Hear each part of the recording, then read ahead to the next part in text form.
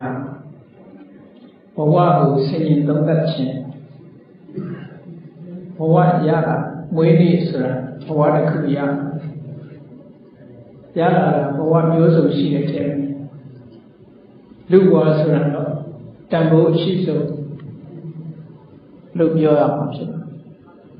မြတ်စွာဘုရားကသဗ္ဗတယတတိကသုတ်အာယတနာ6ပါးနဲ့ပတ်သက်ပြီးတော့ဟောထားတဲ့သုတ်တန်တစ်ခုပါဆိုจิตตายานတို့လူဘဝရလာတာဟာ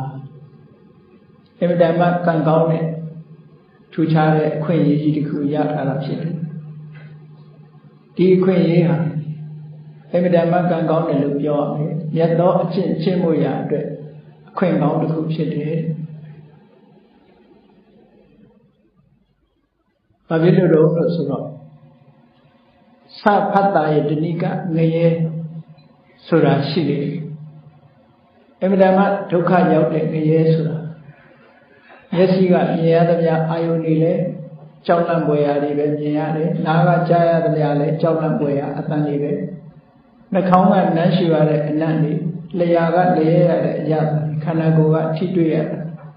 စိတ်ထဲမှာဖြစ်ပေါ်လာတဲ့အရာတွေအားလုံးကြောက်ရွံ့ပွေ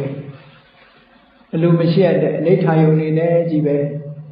တဘဝလုံးကြုံရတဲ့ဘုံဘဝမျိုးဆိုတာရှိတယ်တစ်ဖက်ကကြည့်မယ်ဆိုလို့ရှိရင်မျက်စိကမြင်ရသမျှလည်းအကောင်းနားကကြားသမျှလည်းအကောင်းနှာခေါင်းလျှာကိုယ်စိတ်တို့ကသိရှိရသမျှအာယုန်တွေကလည်းအကောင်းတွေကြီးဆိုတဲ့သဗ္ဗတရဲ့နိကနတ်ပြည်ဆိုတာလည်းရှိတယ်အဲ့ဒီမှာဒုက္ခသက်သက်ဒုက္ခသက်သက်ဒီလိုနှစ်ခုခံစားကြရတဲ့ငရဲဘုံတို့နတ်ပြည်တို့ဆိုတာကုသိုလ်ကောင်းမှုလုပ်ဖို့အခွင့်အရေးမရှိဘူးမြတ်သောအကျင့်ကျင့်မှုအခွင့်အရေးဆိုတာမရှိဘူးလူပြည်လူလောကဆိုတာသန္တာဒုက္ခတလဲဆင်းရဲဒုက္ခတလဲဒီလိုကြုံရတဲ့အတွက်ကြောင့်တတိတရားတွေပုံမြဲတံဝေကတရားတွေဖြစ်ပွားပြီးတော့မြတ်သောအကျင့်ကျင့်မှုအခွင့်ကောင်းတွေရှိတယ်ဒါကြောင့်မို့လူဘုံလူဘဝကိုမြတ်စွာဘုရားသခင်ကိုရောမြတ်ကမနုဿတ္တဘာဝဒုံလဘောလူဘဝဟာရခဲ့တယ်လို့အဲ့တော့ရခဲ့တယ်ဆိုတာဘယ်ရှုထောင့်ကနေပြောတာလဲလို့ဆိုမယ်ဆိုရင်အခုလိုပြောတဲ့မြတ်သောအကျင့်ကိုချင့်ခွင့်ရတဲ့ရှုထောင့်ကနေပြောတာအဲ့တော့လူဘုံနဲ့ချမ်းသာတဲ့နတ်ဘုံဆိုတာရှိတယ်လူဘုံနဲ့ရခဲ့တဲ့ဗြဟ္မဘုံဆိုတာရှိဘာဖြစ်လို့ဗြဟ္မဘုံကလူဘုံနဲ့ရခဲ့တယ်လို့ပြောရတော့ဆိုလူပြည်ဆိုတာဒါနကောင်းမှုသီလကောင်းမှုလေးနဲ့ရနိုင်တယ်ဘာဝနာကောင်းမှုမပါပေမဲ့လို့လူဖြစ်နိုင်တယ်ပေါ့ဗြဟ္မပြည်ဆိုတာကြတော့ဘာဝနာကောင်းမှုတမထချင့်စဉ်တစ်ခုအောင်မြင်မြင်ချင့်နိုင်မှဗြဟ္မပြည်ဆိုတာရောက်တယ်ဒါကြောင့်မို့တရားဓမ္မကျင့်ရတာနဲ့ချိမယ်ကုသိုလ်ကောင်းမှုအနေနဲ့ချိမယ်ဆိုရင်လူဖြစ်ဖို့တဲ့ဗြဟ္မဖြစ်ဖို့ကပိုခက်တယ်လို့ဒီလိုပြောရမှာသို့တော်လည်းမြတ်စွာဘုရားကဗြဟ္မဖြစ်ဖို့ခက်တယ်လူဘဝရခဲ့တယ်ဗြဟ္မဖြစ်ဖို့ဗြဟ္မဘဝဟာရခဲ့တယ်လို့မဟုတ်ဘူးလူဖြစ်ဖို့သာလူဘဝရဖို့သာခဲတယ်လို့ခေါ်တာဘယ်လိုရှုတော့ကနေခေါ်တာတော့လို့ဆိုခုလိုမြတ်သောအကျင့်ကိုချင့်ပြီးကုသိုလ်ကောင်းမှုတွေပြုခွင့်ရတဲ့အခြေအနေကောင်းတွေရှိလို့မြတ်စွာဘုရားဒီလိုဟောတယ်လို့နားလည်ရတယ်တချို့ကသဘောမပေါက်လို့ရှိရင်ဒီကနေ့ခေတ်မှာလူဦးရေတွေတိုးတက်များပြားလာတယ်တန်ပေါင်း 6,000 ကနေတန်ပေါင်း 9,000 မကြာမီ 8,000 9,000 1,000 ထိအောင်လူဦးရေတွေကမတမတိုးတက်နေတယ်လူဖြစ်ဖို့မခဲရင်ပါဘူးလို့ဒီလိုတွေးတဲ့ပုဂ္ဂိုလ်မျိုးလည်းရှိတယ်ပေါ့သို့တော့မြတ်စွာဘုရားဆိုလိုတဲ့လူဖြစ်ဖို့ခဲရင်လည်းဆိုတာကုသိုလ်ကောင်းမှုလုပ်ဖို့ရအခွင့်အလမ်းတွေရှိလို့အခြေအနေကောင်းတွေရှိလို့လူဖြစ်ဖို့ခဲရင်လည်းလို့ပြောတယ်သို့တော့အခြေအနေကောင်းရှိတိုင်းဒီအခြေအနေကောင်းကိုအသုံးချပြီးတော့ကုသိုလ်ကောင်းမှုကိုရအောင်လုပ်နိုင်ကြသလားလို့ဆိုမလုပ်နိုင်ကြအများအားဖြင့်ကြည့်မယ်ဆိုလို့ရှိရင်ရထားတဲ့အခြေအနေကောင်းတွေဟာဆုံးရှုံးသွားကြတာများပေါ့လူဘဝရထားလို့ရသောခြင်းတွေကျင့်ပြီးတော့နောက်ဆုံးမှာနိဗ္ဗာန်ချမ်းသာတရားရနိုင်တဲ့နိလန်းတွေရှိတော့လည်းပဲထိုနိလန်းတွေကိုမကျင့်သုံးနိုင်တဲ့အတွက်ကြောင့်တာမန်ကိစ္စတွေလည်းပဲအချိန်ကုန်ပြီးတော့ဘဝတစ်ခုအဆုံးသတ်သွားကြတာရှိအဲ့တော့ဘုန်းကြီးတို့တွေကဒီလိုမဖြစ်အောင်ဘဝနဲ့ပတ်သက်ပြီးတော့ဆင်ញင်သုံးသပ်မှုတွေလုပ်ဖို့လိုအပ်တယ်ကိုယ့်ဘဝကိုဆင်ញင်သုံးသပ်ရမယ်မြတ်စွာဘုရားကဆင်ញင်သုံးသပ်ပုံသုံးသပ်နည်းလေးတစ်ခုဟောထားတာကိုကြည့်ရဘဝရဲ့ အတိပ္ပယ်နဲ့ပတ်သက်ပြီးတော့ဘဝကိုဘယ်လိုဆွညင်သုံးသပ်ကြည့်လဲလို့ဆိုလို့ရှိရင်ဘဝမှာအပိုင်း၃ပိုင်းဘုန်းကြီးတို့ဆွညင်သုံးသပ်ဖို့လိုအပ်တယ်တစ်ပိုင်းကပါလဲလို့ဆိုရင်နှစ်သက်เสียကျင့်တတ်เสียကောင်းတဲ့အတ္တဓာတ်ဆိုတဲ့အပိုင်း enjoyment ဘဝဆိုတာလောကလူတွေဟာဘဝမှာပြောနေကြတယ်ဘာဖြစ်လို့ပြောနေတာအကြောင်းမဲ့ပြောတာမဟုတ်ဘူးပြောเสียတွေရှိလို့ပြောတယ်ဘဝမှာနှစ်သက်เสียတွေကျင့်တတ်เสียတွေရှိဘဝဒုက္ခဘဝမှာရရှိတဲ့ချမ်းသာဒုက္ခဆိုတာရှိအဲ့ဒီချမ်းသာဒုက္ခတွေကြောင့်မို့လို့ဘဝမှာပျော်ကြတယ်တွေ့တာကြတယ်မမောကြတယ်ဘဝကိုလူချင်ကြတယ်အဲ့တော့ဘဝမှာပျော်ကြတယ်ဆိုတော့ပျော်စရာတွေရှိတယ်ဒါကိုပျော်စရာဆိုတာဘာလို့လို့မေးလိုက်လို့ရှိရင်ရရှိပြတဲ့ဘဝကိုအကြောင်းပြုပြီးတော့စိတ်ချမ်းသာမှုကိုချမ်းသာမှုဆိုတာဒုက္ခနဲ့သောမနတရရှိတာဘဝရဲ့ကျင့်တတ်စရာတွေတခုပဲ။အမှန်ရွေးအားဖြင့်ဘဝမှာကျင့်တတ်စရာဆိုတာဘဝရလာလို့ဘဝရဲ့အတွေ့အကြုံဘဝရဲ့ပျော်စရာနှစ်သက်စရာတွေဒါတွေကိုအာရုံပြုပြီးတော့ပျော်ကြရနှစ်သက်ကြရကျင့်တတ်ကြရလို့ဘဝကြီးကိုတွေ့တာကြပေါ့။သူ့ဘဝကိုယ့်ဘဝဆိုတာလူတိုင်းဟာဘဝနိကံတိဆိုကိုယ့်ဘဝလေးကိုကိုကျင့်တတ်ပြီးတော့ပျော်ရွှင်နေကြတာများတယ်ပေါ့။အဲ့ဒါဘဝရဲ့နှစ်သက်စေအတ္တဓာတ်ပဲဟောနောက်တစ်ခုကဒီဘဝကြီးဟာကျင့်တတ်စရာတွေပဲရှိသလားဆိုတာဆက်လက်စဉ်းစားဖို့လိုအပ်သေးတယ်ကျင့်တတ်စရာတွေကြီးကြည့်နေမယ်ဆိုရင်ဘဝကြီးကကြောစရာကြီးတစ်ခုတည်းလို့မြင်ကောင်းမြင်လိမ့်မယ်သို့တော့ဘဝကိုညှင်းငွေ့တဲ့ပုဂ္ဂိုလ်တွေဆိုတာရှိဒါဖြင့်ညှင်းငွေ့တဲ့ပုဂ္ဂိုလ်တွေကတလောက်ပျော်စရာကောင်းတဲ့ဘဝကြီးတွေကဘာလို့ညှင်းငွေ့ကြတာလဲဆိုတော့ဘဝရဲ့အပြစ်တွေဆိုတာရှိတယ်အဲ့ဒီဘဝရဲ့အပြစ်ကိုအာဒီနဝလို့ခေါ်ဘဝရဲ့အပြစ်ဆိုတာဘာလဲလို့ဆိုဘယ်အရာမှမတည်မြဲခြင်းဟာဘဝရဲ့အပြစ်ဘုန်းကြီးတို့တွေဘဝတစ်ခုရလာတဲ့အချိန်တစ်နှစ်ပြီးတစ်နှစ်တစ်နှစ်ပြီးတစ်နှစ်ဆိုတာလို့အကျဉ်းချင်းအပြင်ကြည့်မယ်ဆိုရင်ပြောင်းလဲမှုတွေကသွားနေတာခုခန္ဓာကိုယ်ပဲကြည့်ပေါ့ငယ်စဉ်ကအနေထားကနေပြီးတော့တစ်ဖြည်းဖြည်းပြောင်းလဲပြီးတော့နေတာနောက်ဆုံးမှအကြီးအကျယ်ပြောင်းလဲသွားတဲ့အခါအိုမင်းရင်းရောခြင်းနဲ့ဘဝတစ်ခုအဆုံးသတ်ရခြင်းဆိုတဲ့အဖြစ်အောင်ဘဝဆင်းရဲမဲ့ပြတ်သာဝရရွေရှားပြောင်းလဲနေတဲ့အရာကြီးဖြစ်တယ်ဘလောက်ပဲနှစ်သက်စရာတွေ့တာစရာကောင်းတယ်လို့ဆိုပြီးပဲလို့အဲ့ဒါလို့ရွေရှားနေတာကြီးတစ်ခုကိုရှင်းတဲ့စရာမကောင်းအကောင်းတွေကလည်းအဆိုးဘက်ကိုပြောင်းနေတယ်အဆိုးတွေကလည်းပိုဆိုးတဲ့ဘက်ကိုပြောင်းနေတယ်ဆိုတော့ဘုန်းကြီးတို့တွေအကောင်းလေးကိုတွေ့တာမလို့လုံတုံးရှိသေးထို့အကောင်းလေးကအဆိုးဘဝရောက်သွားတယ်အဲ့ဒါဟာဘဝရဲ့အပြစ်အနာစာတွေပဲဝိပရိနာမဓမ္မ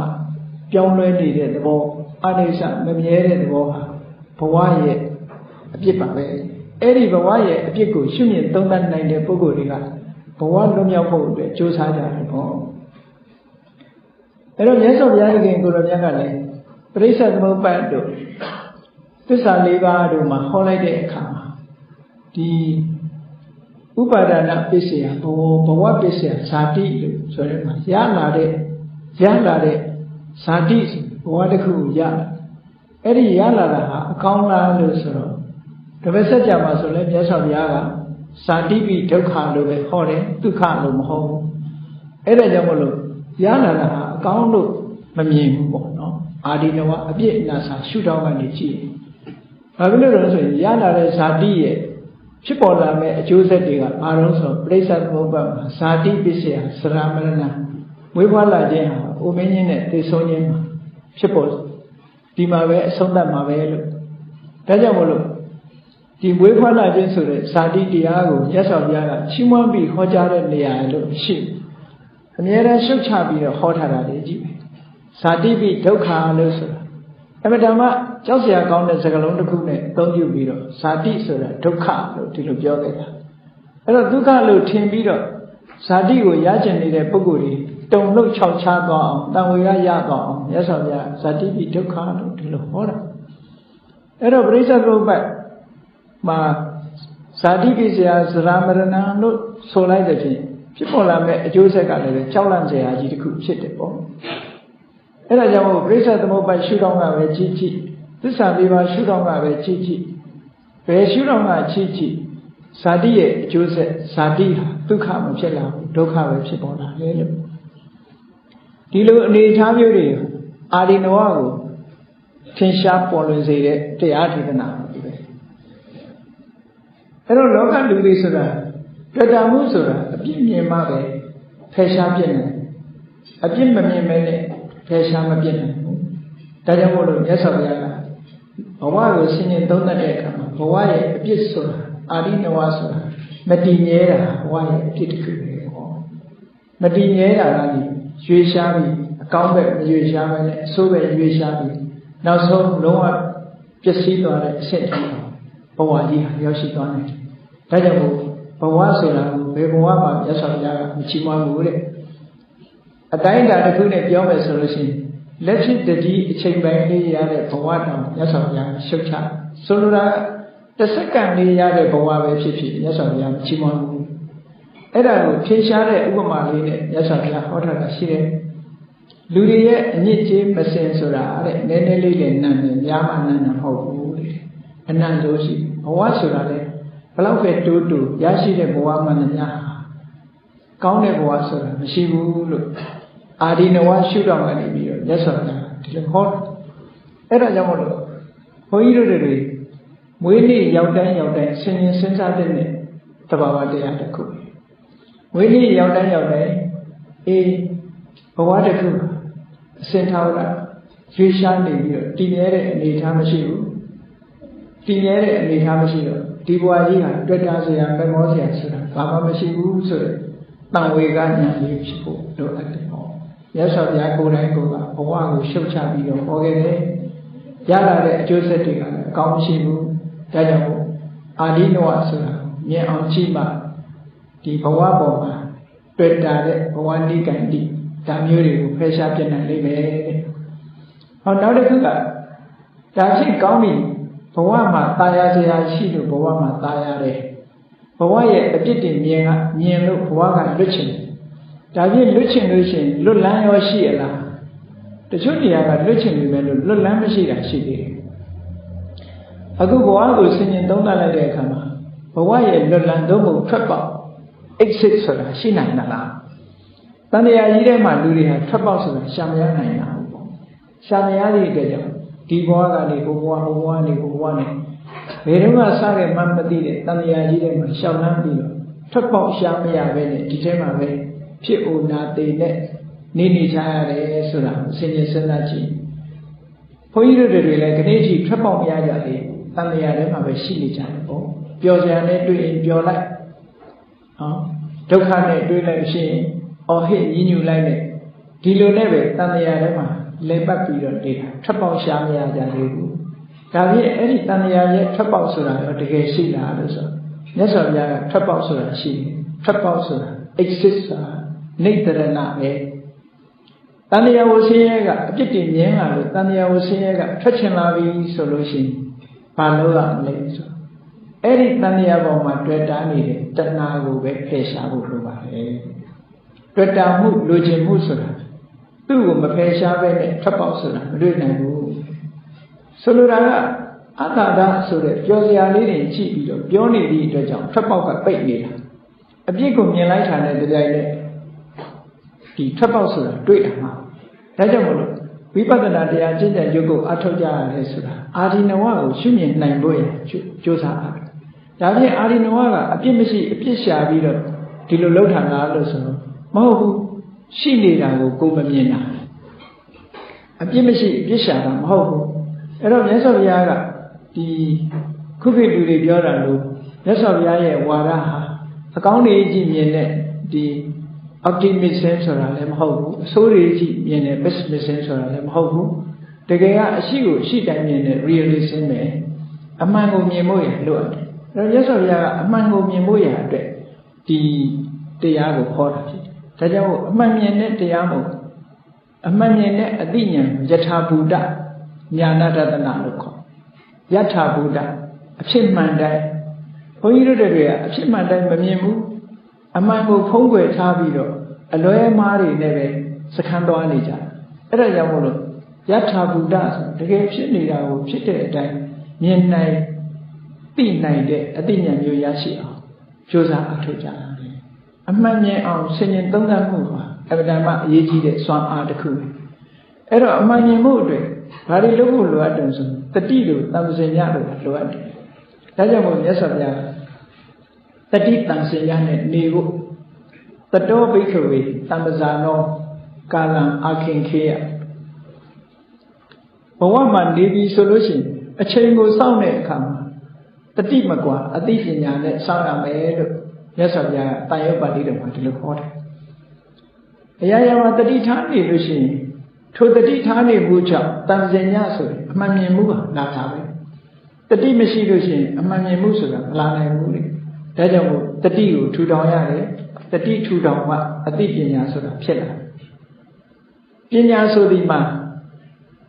အဖြစ်မှန်ကိုတကယ်သိတဲ့ယထာဘူတဉာဏဒသနာတကယ်ဖြစ်ပြနေတာကိုမြင်ဖို့ရအတွက်တကယ်ဖြစ်နေတာကိုစောင့်ကြည့်နိုင်တဲ့တတိမပါဘဲနဲ့မရနိုင်ဘူးလေဒါကြောင့်မို့လို့တတိကိုထူထောင်ဖို့ဆိုပြီးတော့မဟာတတိပဋ္ဌာန်းသုံးပါလည်းပဲတတိနီလန်းတွေကိုမြတ်စွာဘုရားပေးထားအဲ့ဒါလို့ရှုမှတ်ဆင်ခြင်ခြင်းဖြင့်ဘဝရဲ့အပြစ်တွေကိုရှုမြင်လာနိုင်ပြီးကြာကြာနာနာမိမိရဲ့တဏ္ဍာမှာရှိတဲ့ယုတ်တရားနံတရားတွေရဲ့အပြစ်အနာစာတွေကိုသေသေးချာချာရှုမြင်သုံးသပ်လာနိုင်ပြီးဆိုတဲ့အခါမှာဒီဘဝပေါ်မှာတွေ့တာနေတဲ့တွေ့တာမှုလူကျင်မှုဆိုတဲ့ဆန္ဒနာကအဲ့ဒီတရားတွေဟာယောပါသွားပြီးနောက်ဆုံးလူကျင်မှုဆိုတဲ့တဏှာအစေးဟာလုံးဝခန့်ချောက်သွားပြီး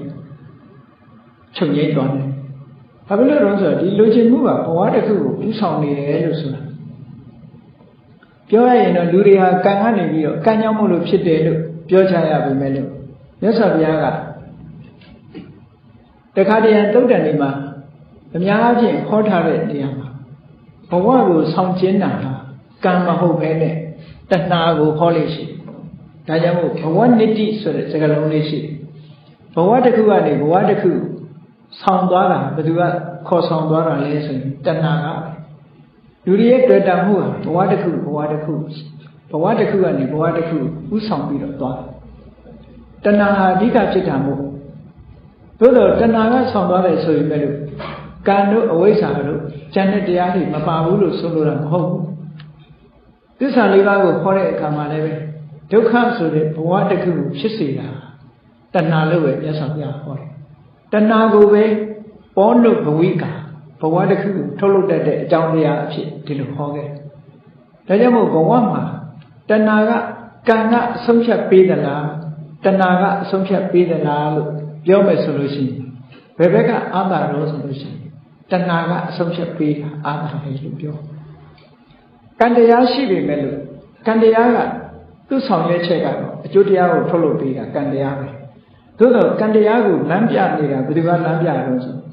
တဏှာလမ်းပြနေတာတဏှာလမ်းပြတဲ့ဘက်ကိုကံတရားကထုတ်လုပ်ပေးနေရတယ်အဲ့တော့ဘယ်သူကဥဆောင်တာတော့ဆိုတကယ်ဥဆောင်နေတာတဏှာကဥဆောင်တယ်လို့ပြောရမှာပဲထင်ရှားတဲ့သက်သေတာကတစ်ခုပြောရမယ်ဆိုလို့ရှိရင်ဒီဘဝတစ်ခုတွေ့တာမှုဟာဒီလူတယောက်ရဲ့အဆင့်တန်းကိုမြင့်မားသွားစေတာလည်းရှိတယ်နှိမ့်ချသွားစေနိုင်တာလည်းရှိတယ်ထင်ရှားတဲ့တာရကတစ်ခုကိုကြည့်မယ်ဆိုရင်ဗေမိတာရမင်းကြီးရဲ့ဘဝကိုပဲကြည့်ဗေမိတာရမင်းကြီးဟာဘုရားလောင်းတော်ကဘုရားလောင်းနဲ့ပထမဆုံးအချိန်တွေ့ကြတဲ့က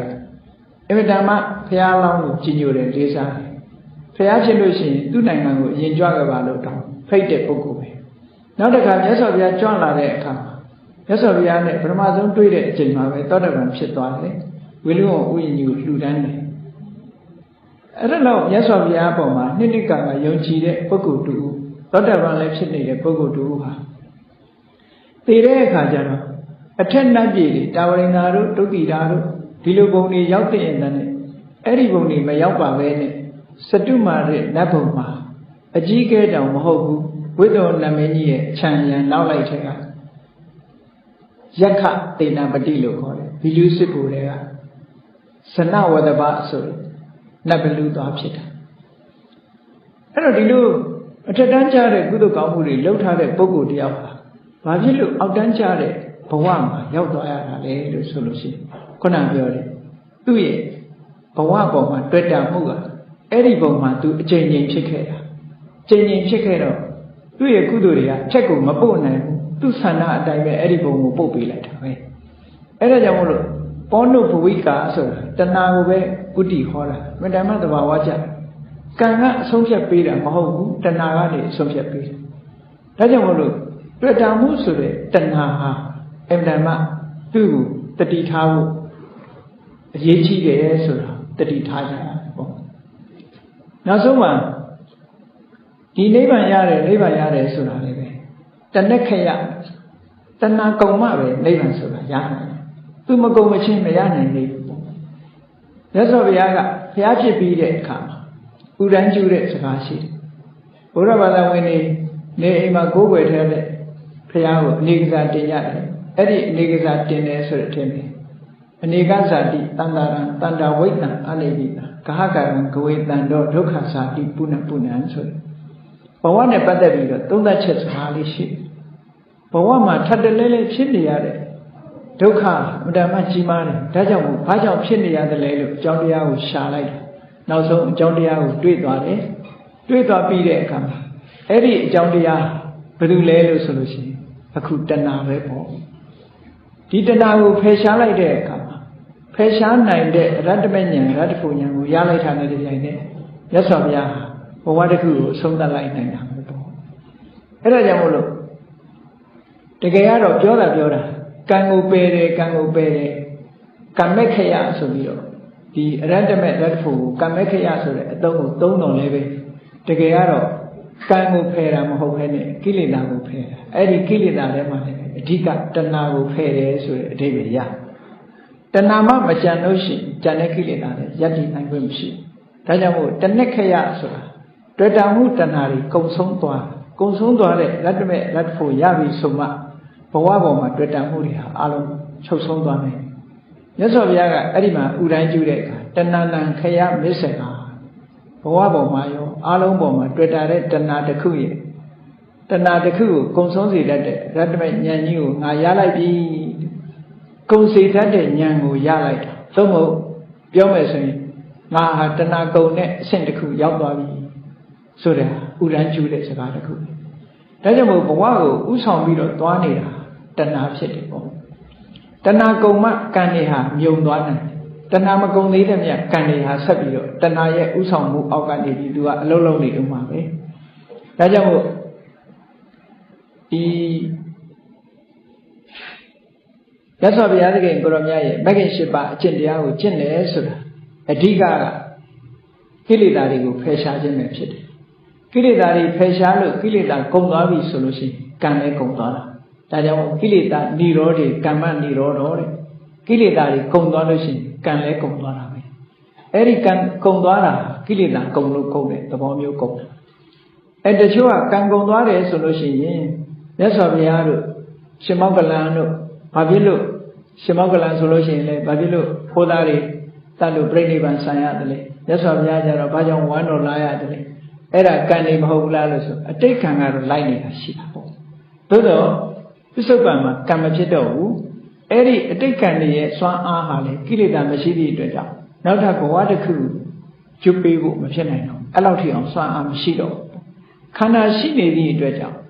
အတိတ်ဘဝကကံတွေက online ဖြစ်နေသည့်အတွက်ကြောင့်အနှောက်အယှက်တော့ပေးနေသေးတာပဲသို့တော့ကံအတိတ်မရှိဘူးဒါကြောင့်မို့ယရဏတုတ်မှာဆိုလို့ရှိရင်ဉာဏပုဂ္ဂိုလ်ရဲ့အခြေအနေတစ်ခုရှင်းပြထားတာလေခိနံပုရဏံအတိတ်ကံဟောင်းနေလဲကုန်သွားပြီတဲ့ကုန်သွားတယ်ဆိုတာဒီကိလေသာတွေကုန်သွားသည့်အတွက်ကြောင့်စိုက်တတ္တိတွေရောပါသွားတာကိုဆိုလိုတယ်ဟိုလိုလုံးဝပျောက်သွားတာကိုဆိုလိုတာမဟုတ်ဘူးခိနံပုရဏနဝနတ္ထိတံမောအတိတ်ကလည်းဖြစ်မလာတော့ဘူးဘာဖြစ်လို့လဲဆိုကိလေသာမရှိတော့သည့်အတွက်ကြောင့်ကံဆိုတာမဖြစ်ဘူးကံဆိုတာကိလေသာနဲ့ပေါင်းမှဖြစ်နိုင်တယ်ဒါကြောင့်မို့ပရိစ္ဆေသမုပ္ပါဒ်မှာအဝိဇ္ဇာပစ္စယသင်္ခါရဆိုတဲ့ရှေ့ကကိလေသာလို့ဆိုတဲ့အဝိဇ္ဇာကိုရှေ့ကထားပြီးဟောတခါဘဝဆိုတဲ့ကံအတွက်ကိုလည်းကြည့်တဏှာပစ္စယဥပါဒနာဥပါဒနာပစ္စယဘောတဏှာတို့ဥပါဒဏ်တို့ဆိုတာကိလေသာအဲ့ဒီကိလေသာရှိမှကာမဘဝဆိုတဲ့ကံဆိုတာဖြစ်တယ်ဆိုလိုတာကကံဆိုတဲ့တရားဟာကိလေသာရှိနေမှယက်တည်တဲ့တရားမျိုးဖြစ်တယ်ပေါ့ဒါကြောင့်မို့ယဟနာပုဂ္ဂိုလ်တွေမှာကိလေသာကုန်ခန်းသွားသည့်အတွက်ကြောင့်နဝနတ္ထိတံဖို့ကံတရားတွေအတိတ်လည်းမဖြစ်တော့ဘူးတေခိနဗီဇာမျိုးစေ့တွေအားလုံးကုန်ခန်းသွားပြီ အဝိရုံလိစန္ဒာဆိုတာတဏှာဟာဘယ်တော့မှပြန်ပြီးတော့သူ့တဏ္ဍာမှာတွေ့တာမှုဆိုတဲ့တဏှာတရားပြန်ပြီးတော့ရှင်သန်လာတော့မှမဟုတ်တော့ဘူးလို့ဒီလိုဆိုလို့ပြန်ပြီးတော့မရှင်သန်လာလို့ရှိရင်ဘဝတစ်ခုဟာနောက်ထပ်ပေါ်လာမှာမဟုတ်ဘူးဘဝတစ်ခုပေါ်မလာလို့ရှိရင်မတည်မြဲဘူးဆိုတဲ့ဘဝရဲ့ဒုက္ခတွေမမြဲတဲ့ဘဝရဲ့ဒုက္ခဇာတိကြောင့်ဖြစ်လာတဲ့စရာမရဏဆိုတဲ့ဒုက္ခဒါတွေဟာကြုံရတော့မှာမဟုတ်ဘူးလို့ဘဝဒုက္ခအားလုံးဟာဆုံးသက်သွားနိုင်တယ်လို့မြတ်စွာဘုရားကဒီလိုဟောတယ်ဘုန်းကြီးတို့တွေကိုယ့်ဘဝကိုဆင်ញင်သုံးသပ်ပြီးကြည့်ရဒီလိုကြည့်ရအတ္တရဆိုတာဘဝမှာမရှိဘူးမဟုတ်ဘူးရှိတယ်ရှိလို့လူတွေဟာဘဝမှာပျော်ကြတယ်အာရိနဝဘဝမှာအပြစ်နာစာမရှိဘူးမဟုတ်ဘူးရှိတယ်ရှိတာတွေကိုမမြင်နိုင်ကြဘူးမြင်တဲ့ပုဂ္ဂိုလ်တွေကဘဝကလွတ်မြောက်ဖို့အတွက်အကျိုးကြိုးစားကြတယ်ဒါဖြင့်ဘဝရဲ့ထွက်ပေါက်ဆိုတာဘာလို့ဆိုရင်တဏှာကိုဖယ်ရှားခြင်းပဲဘဝပုံမှာတွေ့တာနေတဲ့တဏှာကိုဖယ်ရှားခြင်းပဲတဏှာကိုဖယ်ရှားလိုက်တာနဲ့တပြိုင်နက်ဘဝရဲ့ထွက်ပေါက်ဆိုတာကိုရရှိသွားနိုင်တယ်အဲ့ဒါကိုမြတ်စွာဘုရားထိုသုတ်တန်ဒီမှာအတ္တတာအာရိနဝနေတရဏလို့ဆိုပြီးတော့ဒီလို၃မျိုးခွဲပြီးတော့ဟောတယ်အဲ့ဒါနဲ့လေးလာဆန်းစစ်ပြီးတော့ကြည့်မယ်ဆိုရင်အရာခတ်သိမ်းမှာตายစရာလည်းရှိတယ်အပြစ်အနာစာလည်းရှိတယ်ထွက်ပေါက်လည်းရှိတယ်အဲ့တော့ထွက်ပေါက်ကိုသိပြီးတော့တို့တွေဘာလုံးဝမှလည်းဆိုလို့ရှိရင်တွေ့တာမှုတွေကိုလျှော့ချဖို့ပဲတွေ့တာမှုလျှော့ချခြင်းလို့ရှိရင်ဘာလုံးဝမှလည်းလို့ဆိုရင်အမှန်ကန်သိမြင်အောင်ကြိုးစားအထောက်ဖို့အမှန်ကန်ဆိုတာအကောင်းလားအဆိုးလားလို့ဆိုအဆိုးတွေကြည့်တယ်ဘဝမှာရလာတဲ့ရုပ်တံခန္ဓာတွေရဲ့ဒီနောက်ဆုံးသက်ဘယ်တော့မှအကောင်းမရှိဘူးသာဝရပြောင်းလဲနေတဲ့မမြဲတဲ့သဘောဆင်းရဲတဲ့သဘောကိုမပိုင်တဲ့သဘောတွေကြီးပဲဆိုတာမှန်မှန်ကန်ကန်သိရှိနားလည်လာတဲ့အသိဉာဏ်ထွက်ပေါက်ကိုရှာပေးနိုင်ပြီ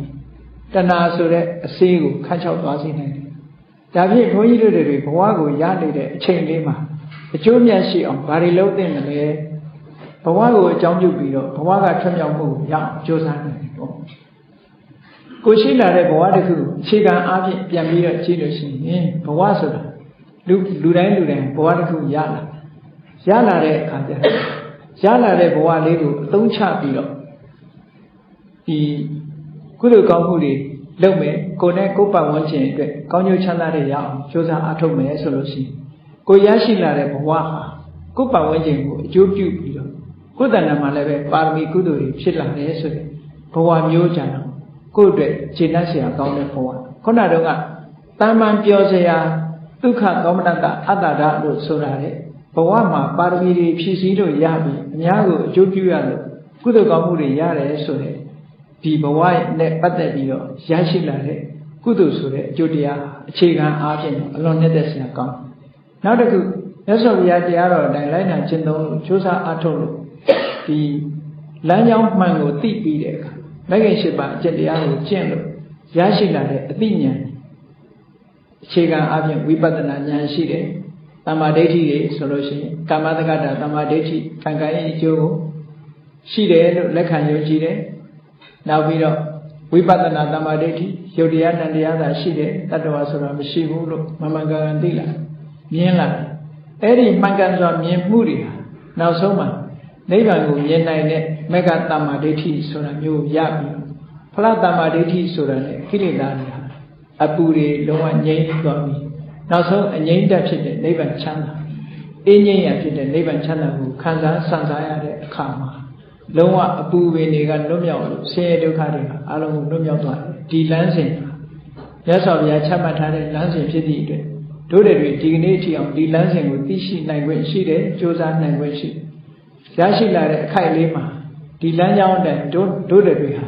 ရှောက်လန်းဖို့အရေးကြီးတယ်လို့ကိုစီသဘောကျပြီးဘဝကိုဆင်ញင်သုံးသပ်ခါဘဝမှရရှိလာနိုင်တဲ့အသိဉာဏ်တွေကိုရရှိအောင်ကြိုးစားအားထုတ်နိုင်ကြပါစေကုန်သတည်း